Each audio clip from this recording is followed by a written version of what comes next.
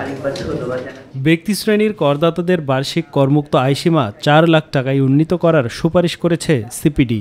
রাজধানীর ধানমন্ডিতে সিপিডির কার্যালয়ে আসছে অর্থবছরের বাজেট সুপারিশ তুলে ধরে সংস্থাটি। এতে বলা হয়, অন্তর্বর্তী সরকার রাজস্ব কাঠামোতে বড় পরিবর্তন আনার সুযোগ নিতে পারে।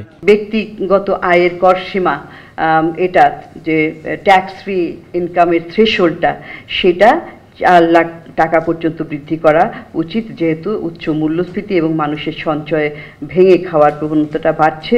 ভঙ্গুর আর্থিক খাত, বিপুল রাজস্ব ঘাটতি, বিদেশি ঋণের চাপ আর বিনিয়োগে খরাসহ নানা সূচকেই চাপে রয়েছে সরকার। তাই বহুমুখী উদ্যোগ সত্ত্বেও কঠিন হতে পারে অর্থবছর শেষে মূল্যস্ফীতি 7-এ কমানোর লক্ষ্য। আগামী বাজেটে পিছিয়ে পড়া মানুষের সুরক্ষাও নিশ্চিত করার পরামর্শ উঠে আসে এদিন। সংস্থাটি আরও বলছে, অর্থনৈতিক স্থিতিশীলতা পুনরুদ্ধার করাই নতুন বাজেটের মূল লক্ষ্য হওয়া উচিত।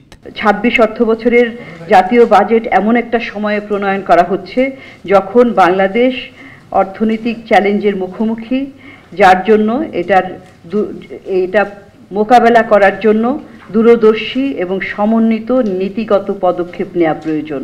জুলাই আন্দোলনে নিহত ও আহত পরিবারের সদস্যদের পুনর্বাসন করতে আগামী বাজেটে বরাদ্দ রাখার প্রস্তাব দিয়েছে সিপিডি।